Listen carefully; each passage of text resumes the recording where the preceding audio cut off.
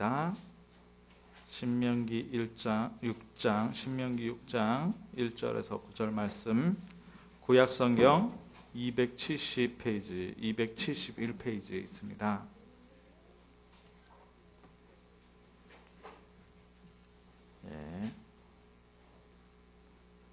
같이 읽겠습니다. 이는 곧 너희의 하나님 여호와께서 너희에게 가르치라고 명하신 명령과 규례와 법도라. 너희가 건너가서 차지할 땅에서 행할 것이니 곧 너와 내 아들과 내 손자들이 평생에 내 하나님 여호와를 경외하며 내가 너희에게 명한 그 모든 규례와 명령을 지키게 하기 위한 것이며 또 내 나를 장구하게 하기 위한 것이라. 이스라엘아, 듣고 삼가 그것을 행하라.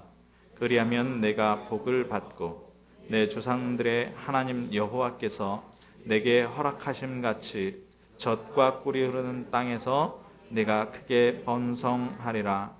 이스라엘아, 들으라. 우리 하나님 여호와는 오직 유일한 여호와시니 너는 마음을 다하고 뜻을 다하고 힘을 다하여 내 하나님 여호와를 사랑하라. 오늘 내가 내게 명하는 이 말씀을 너는 마음에 새기고 내 자녀에게 부지런히 가르치며 집에 앉았을 때에든지 길을 갈 때에든지 누워 있을 때에든지 일어날 때에든지 이 말씀을 강론할 것이며 너는 또 그것을 내 손목에 메어 기호를 삼으며 내 미간에 붙여 표로 삼고 또 내 집 문설주와 바깥문에 기록할지니라. 아멘. 5월은 가정의 달이다 이렇게 사회에서도 얘기를 하고 있고, 그래서 어린이날도 있고 어버이날도 있고요. 또 왜 청소년은 없냐 그래서 청소년의 날도 생기고 청년의 날도 생겼습니다. 그리고 가정을 크게 확대하면 교회도 있을 수 있고 학교도 있을 수 있기 때문에 또 오늘은 또 스승의 날입니다. 이렇게 가정의 날인데요, 가정의 달이고 한데, 그래서 우리 교회는 지금 계속 메시지 흐름이 어떤 흐름이 나오고 있느냐, 가정 복음화 집중의 달입니다. 가정 복음화 집중의 달. 그래서 정말 하나님께서 우리 가정에 가문에 주시는 축복이 어떠한지 확인하고, 또 현장에 불신자들에게 예수 그리스도 주인 되고 하나님 만나게 되면 가정에 어떤 축복이 있는지에 대해서 우리가 그 매뉴얼을 가지고 전달할 수 있어야 된다, 이런 말씀을 드렸습니다. 그죠? 그래서 가정에 대해서 좀 살펴봤습니다. 가정에 대해서. 전통적으로 가정이라 하면 대가족 시대가 있었습니다. 대가족 시대. 그렇죠? 대가족 시대라 하면은 할아버지 계시고 할머니 계시고 또 아버지 어머니와 또 자녀들, 그렇게 있는 대가족 시대가 있었는데요. 이 대가족이 해체되고 산업화 시대에는 어떤 가족이 생겼냐? 핵가족이라는 말이 생겼습니다. 핵가족. 그래서 부부가 결혼을 해서 따로 나가 살고 경제를 책임지면서 자녀를 낳고 사는 그런 가정이 있었습니다. 그런데 가만히 보니까 요즘에 핵가족 시대가 아니라 무슨 시대가 있냐? 확대가족 시대입니다. 확대가족 시대. 왜 확대가족 시대가 됐느냐? 대가족하고 확대가족은 다른 얘기예요. 뭐냐? 경제활동을 할 수 있는 부부가 이제 맞벌이를 하다 보니 자녀를 남겨둬야 되거든요. 근데 자녀를 남겨놓으려니까 불안한 겁니다. 그러니까 뭐냐, 시부모나 아니면은 친정 부모님 중에서 은퇴를 하시거나 별 일이 없으신 분들과 함께 사는 겁니다. 함께 살아요. 그러면서 뭐냐, 예전에 대가족 제도에서는 가부장적이고 제일 어른이 힘이 있었다면 여기에 발언권은 경제활동을 하는 그 사람의 발언권이 있습니다. 요즘에 우리나라에는 또 여성의 이 권위가 이렇게 올라가면서 주로 아내들이 목소리를 높여가지고 가정을 끌고 가는. 예. 그래서 대가족과 확대가족은 완전히 다른 형태의 그런. 그래서 부모님들은 거의 어머님들이죠. 거의 뭐 친정 어머님이나 시어머님들은 아이를 이렇게 케어해주는 그런 가정으로 이렇게 변화가 되었습니다. 그런데 여기에 중요한 비밀이 있습니다. 왜 이렇게 변화되었느냐? 여기에 중요한 비밀이 뭐냐? 가정의 흐름, 가문의 흐름이 무엇을 중심으로 움직이느냐예요. 사회가 무엇을 중심으로 움직였느냐? 다른 게 아닙니다. 언약이 아니고요. 언약이 아니고요. 그리고 윤리도 아니고 뭐냐? 돈입니다. 돈. 왜 대가족이 있었느냐? 그때는 산업의 발달이 있기 전에 대가족 제도에서는 뭐냐? 가족이 다 그 일을 합니다. 가족이 다 그 일을 해요. 농사 지으면 할아버지 때부터 아버지 때부터 아들 때까지 농사를 짓는 일이 그 가업이기 때문에 합니다.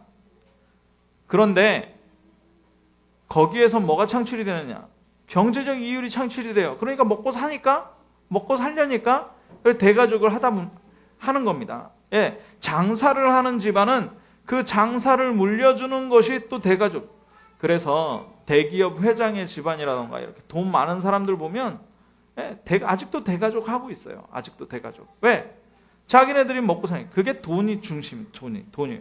무조건 돈이 중심인 겁니다. 자, 핵가족 어떻습니까?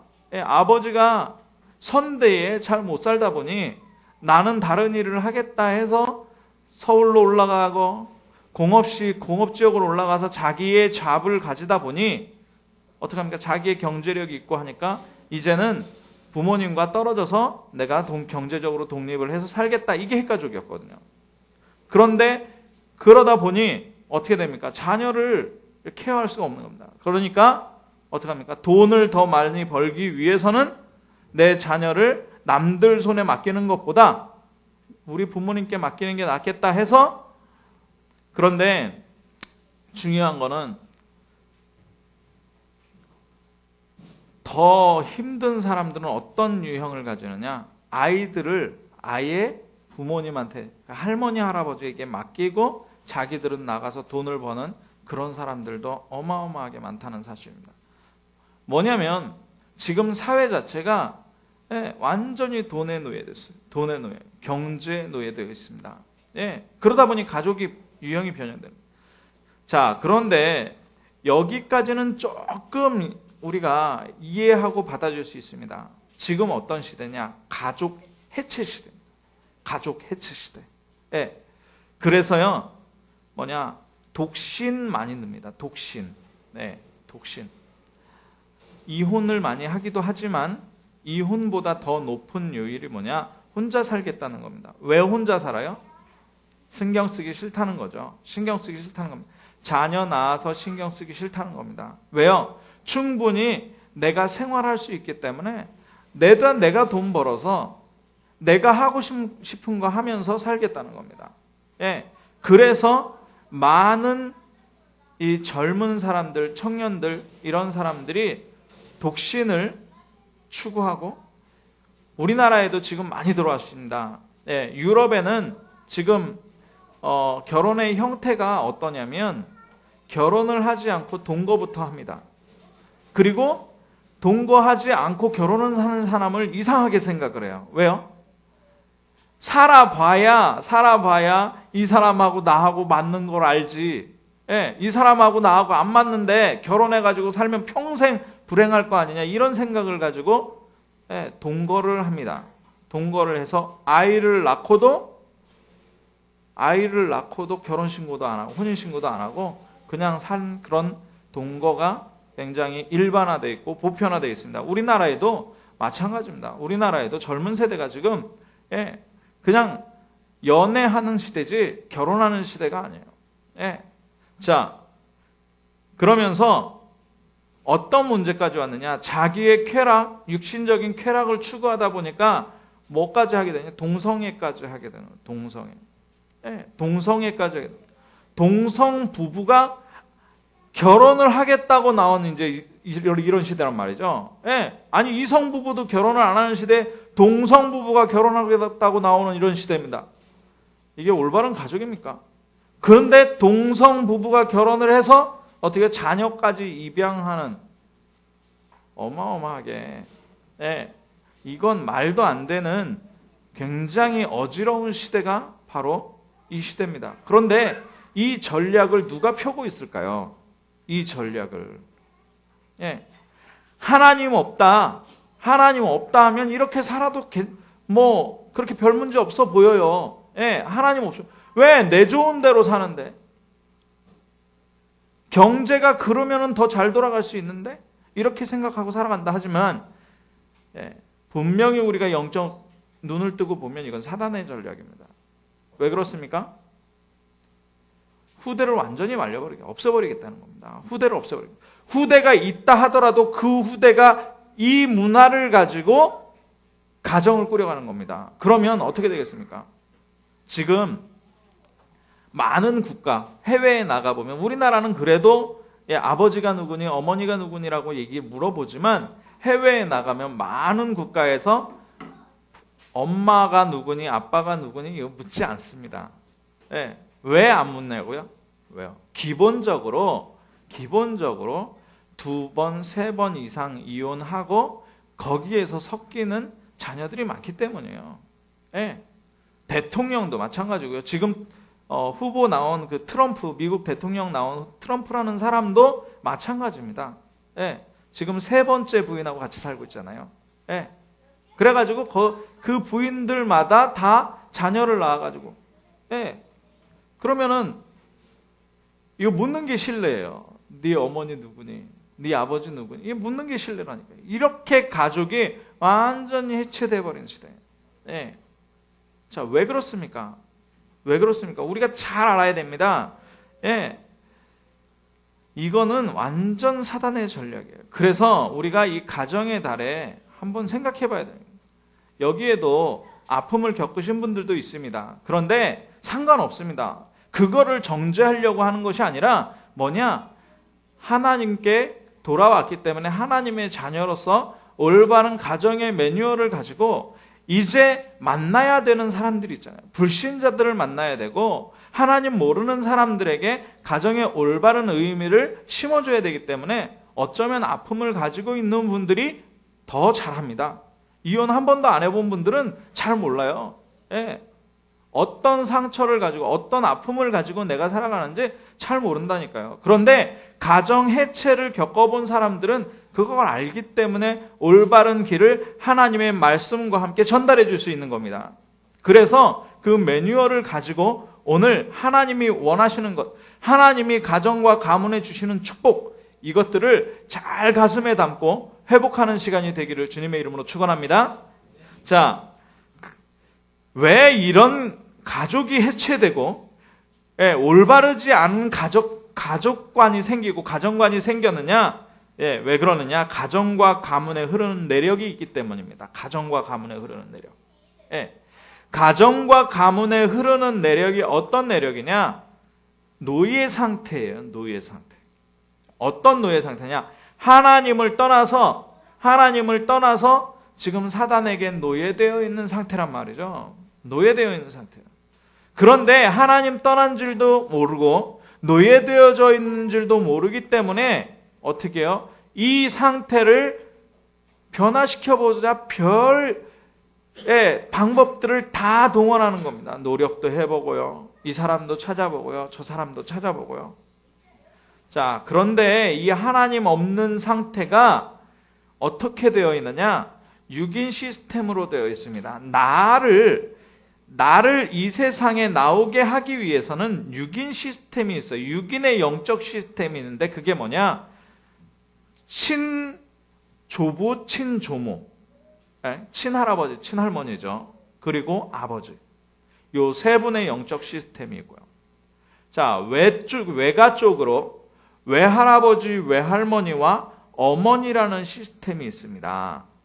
그러면 이 양가의 시스템, 이 양가의 영적 그 흐름이 개인에게 몰려 있는 거예요. 개인에게.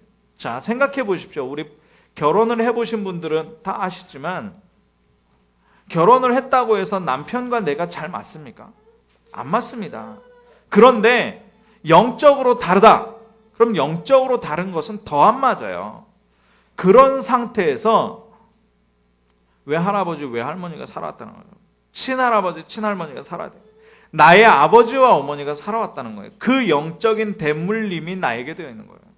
그럼 내 가족은, 내 아이는 어떻습니까? 그래서 영적으로 점점 힘들어져요. 하나님 모르는 가문에서 태어나게 되면 영적으로 점점 더 힘들어지게 되는 거예요. 네, 상태가 완전히. 오늘도 렘넌트들에게 무슨 말씀이 선포됐냐면 하나님께서 에스겔을 골짜기로 데리고 가셨는데 거기에 뭐가 가득했냐? 뼈가 가득했다고 그랬어요. 예레미야에서에 보니까 성에, 예루살렘 성에 뭐가 가득했어요? 시체가 가득했어요. 시간이 지나니까 이 시체가 어떻게 됐습니까? 완전히 썩어가지고 뼈다귀가 됐어요. 예, 뼈다귀가 된 겁니다. 예, 제가 왜 이 얘기를 합니까? 시간이 지나면 각인되어져 있던 영적인 것이 내력으로 뿌리박게 됩니다. 뿌리박게 돼요. 거기에선 내가 태어나고 그 영적 배경과 사상과 그리고 가문의 문화 있죠. 가문의 문화. 그 문화를 전부 대물림 받은 사람이란 말입니다. 예.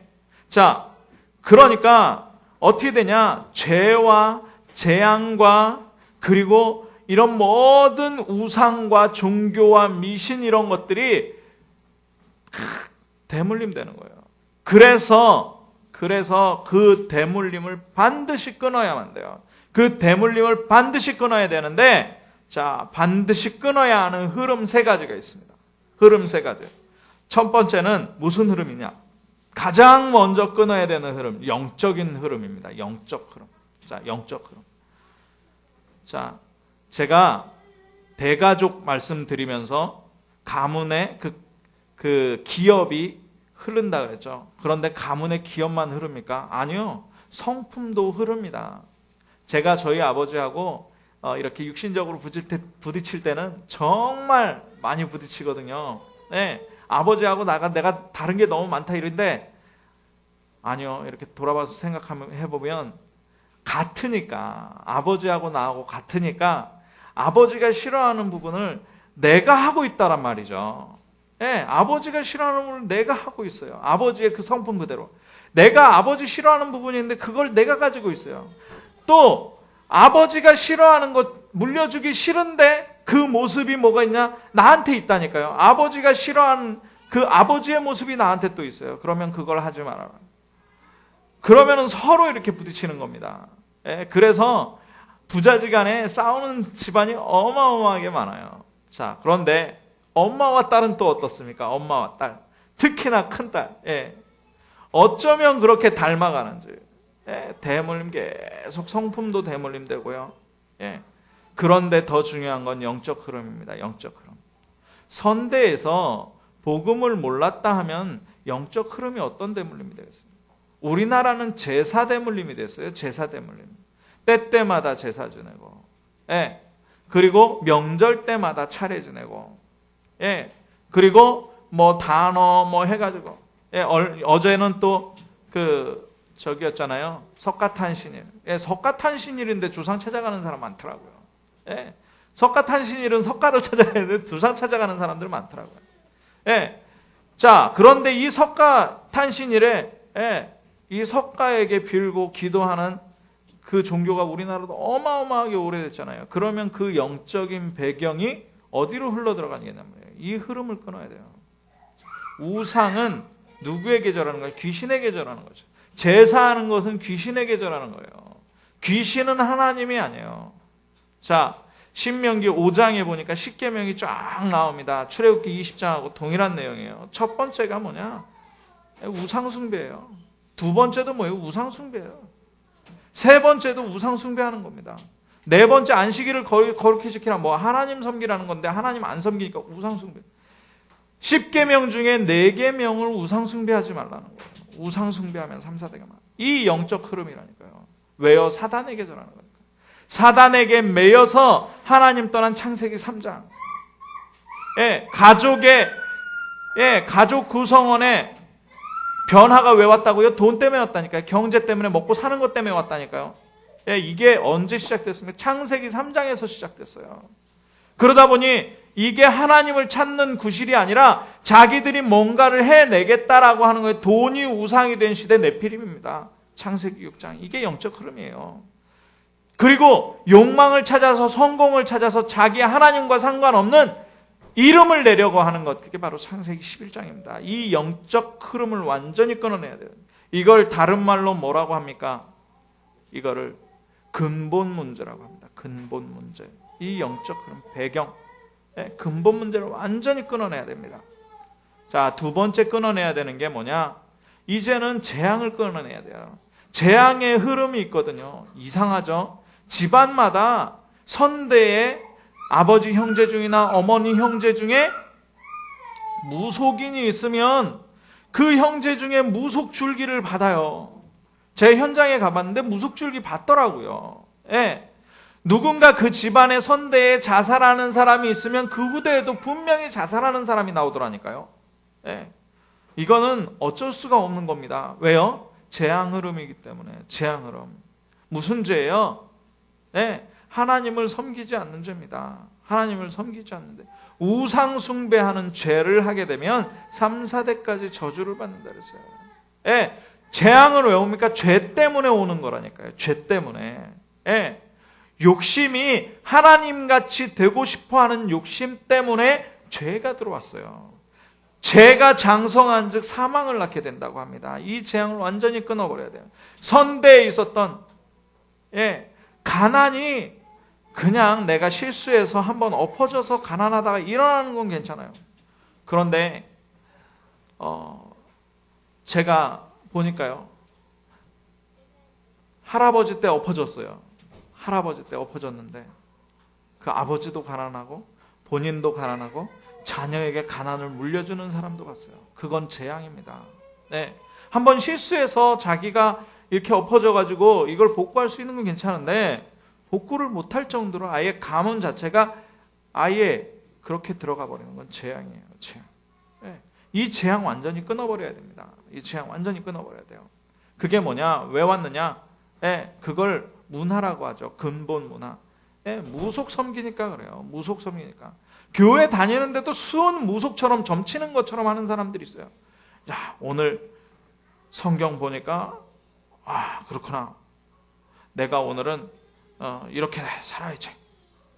성경도 그렇게 보는 사람이 있단 말입니다. 그냥 성경을 그냥 전체적으로 여기서 그리스도를 발견해야 되는데 오늘 교동문을 고린도전서 13장에 있습니다. 13장 딱 펴놓고 내가 오늘은 무조건 사랑해야지. 그러면서 이렇게 사는 사람들이 많다니까요. 예, 헐벗은 자에게 옷을 벗어줘라. 딱 찍으니까 헐벗은 자. 그러니까 지나가다 육교 밑에서 이렇게 구걸하는 사람한테 옷 벗어주고 오고 이런 사람들이 있습니다. 예, 뭡니까? 완전히 무슨 점치는 식으로. 예, 완전히 우상 종교. 예. 자, 세 번째 끊어내야 되는 흐름은 뭐냐? 세 번째 끊어내야 이건 너무너무 중요한데 배경의 흐름입니다. 배경. 그렇다면 이 영적인 흐름, 이 재앙의 흐름, 이 흐름이 어디에서부터 온 겁니까? 어디에서부터? 예. 지옥 배경에서 온 거예요. 지옥 배경. 하나님 떠난 자가 죽으면 어디 가게 돼 있어요? 지옥에 가게 돼 있거든요. 그 지옥에 떨어져야 하는 존재가 뭡니까? 사단, 마귀, 귀신이란 말이죠. 그런데 사단, 마귀, 귀신에게 매여 다니니까 자꾸 배경이 뭐가 되느냐? 지옥 배경이 되는 거예요. 그러니까 지옥 같은 삶을 살게 되는 겁니다. 이 흐름을 우리 자녀들에게 남겨주면 안 돼요. 이 흐름을 가지고 가는 이 가문을 만들면 안 되잖아요. 그래서 하나님은 이 세 가지를 철저하게 끊어내라는 것입니다. 자, 그러면 하나님께서 약속하신 복음 명문 가문이 있습니다. 복음 명문 가문. 자, 신명기 5장 10절 한번 보십시오. 5장 10절. 다 같이 읽겠습니다. 나를 사랑하고 내 계명을 지키는 자에게는 천대까지 은혜를 베푸느니라. 아멘. 하나님을 사랑하고 예, 하나님의 명령을 지키는 자에게는 천대까지, 천대까지, 하나님의 계명을 지킨 천대까지 복을 내리시키는, 이게 바로 하나님의 계획이에요. 하나님의 절대 계획입니다. 하나님께서는 우리를 창조하실 때 어떻게 창조하셨냐? 하나님의 형상대로 창조하셨어요. 그리고 어떻게 하라고요? 생육하게 창조하셨다니. 번성하도록 창조하셨어요. 땅에 충만하도록 창조하셨습니다. 예. 그런데 왜 이 문제가 왔냐 말이죠. 왜입니다. 하나님을 사랑하지 않기 때문에. 많은 사람이 하나님을 사랑하지 않아요. 하나님을 싫어해요. 하나님의 계명을 버린다니까요. 예.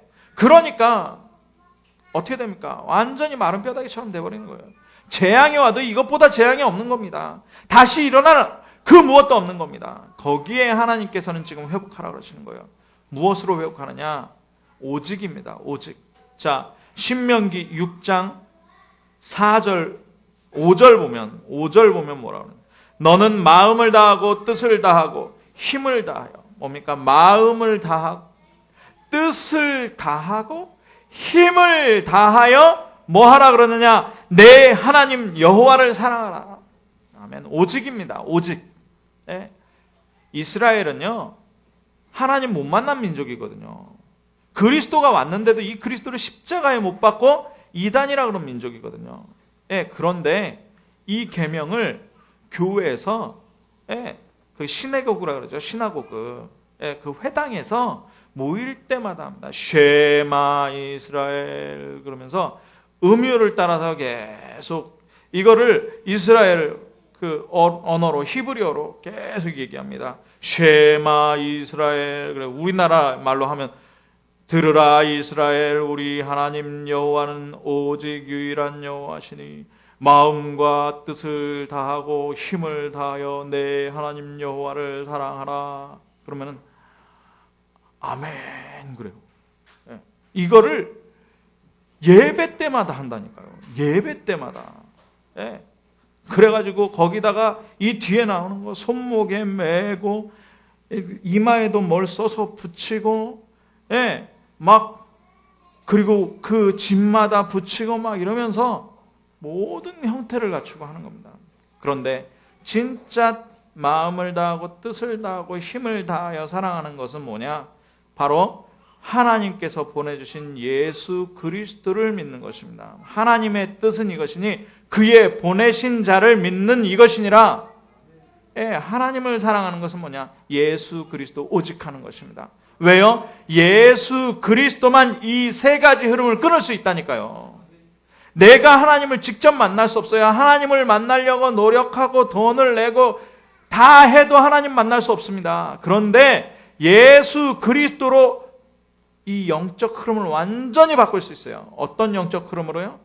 네, 하나님 자녀의 영적 흐름으로 바꾸는 겁니다. 하나님 자녀의 영적 흐름은 뭡니까? 성령이 우리 안에 거하시는 거예요.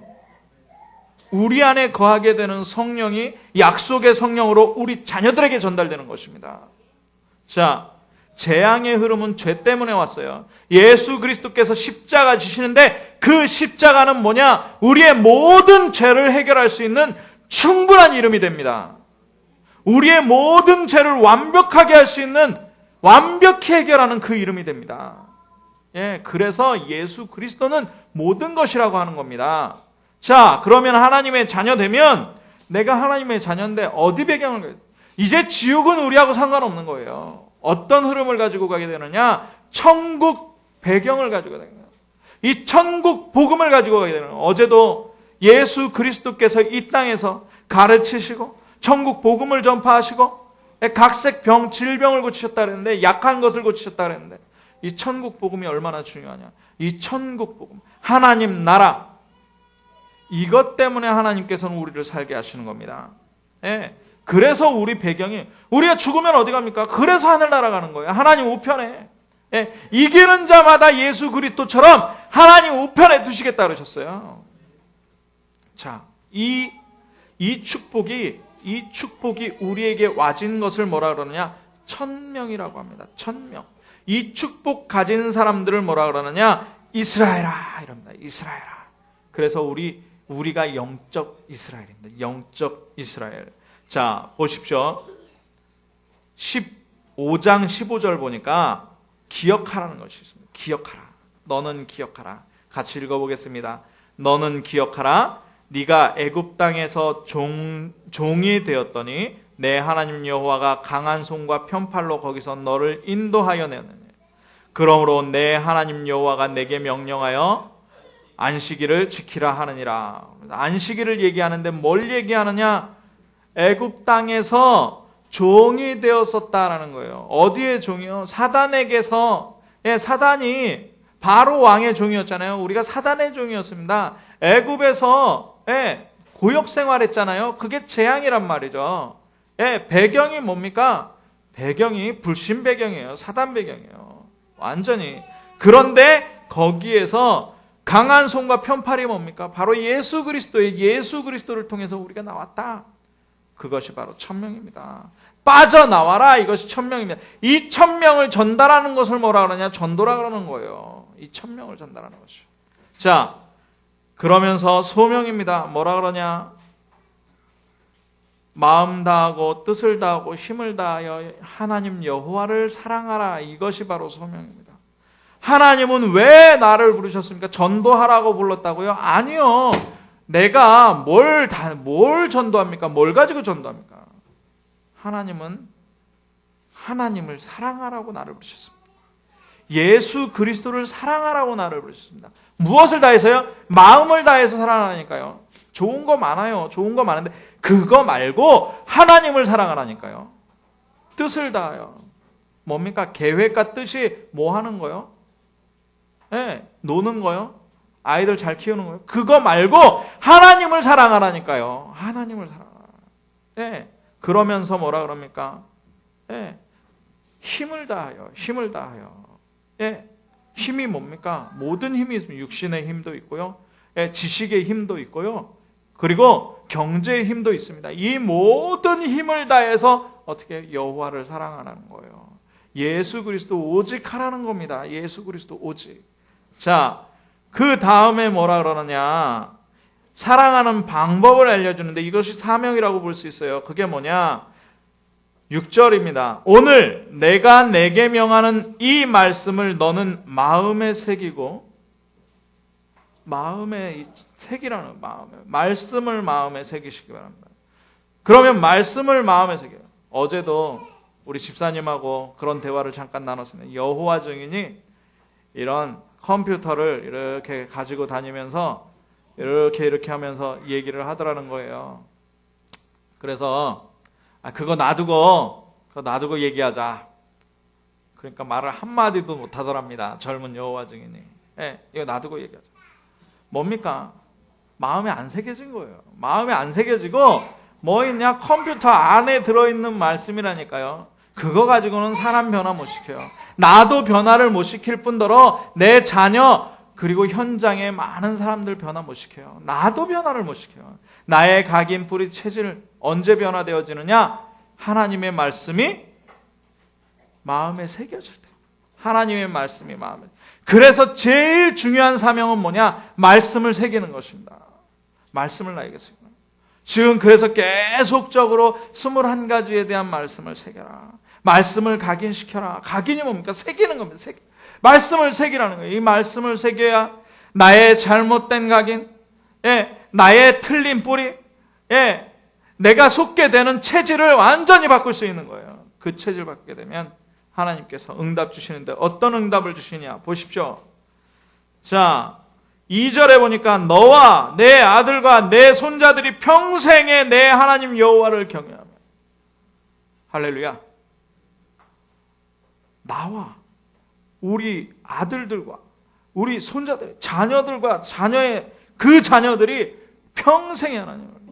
이사야서 59장에 보니까 뭐라고 하느냐? 내가 내게 준 말과 영이 내 자녀와 내 자녀의 자녀와 하나님께서는 이 가문을 축복하시는 것이 하나님의 계획입니다. 자, 여기 보십시오. 그래서 뭐라고 하느냐?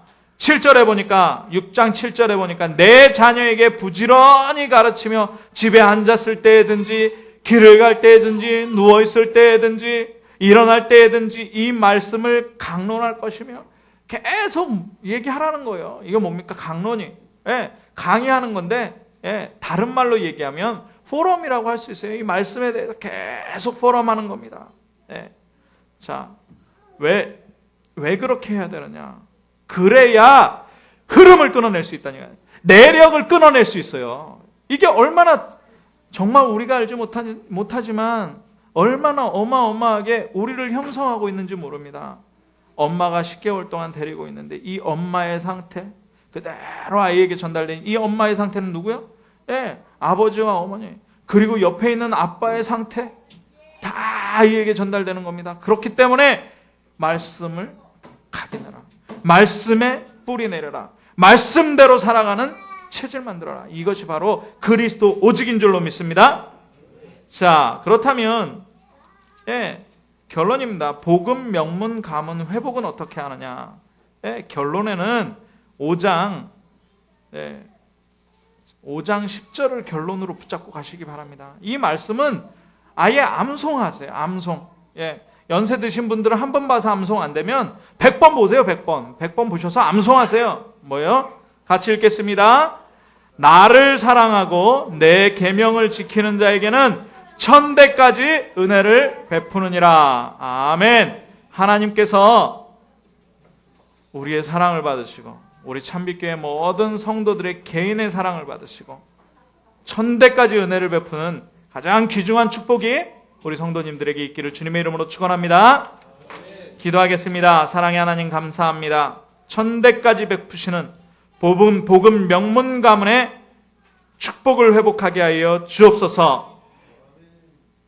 하나님을 사랑하되 마음과 뜻과 힘을 다하여 하나님을 사랑하고 말씀을 마음에 새기고 자녀들에게 이 말씀을 각인시키고 뿌리내리고 체질되도록 강론하게 하여 주옵소서. 그리스도 대신 예수님의 이름으로 기도합나이다. 아멘.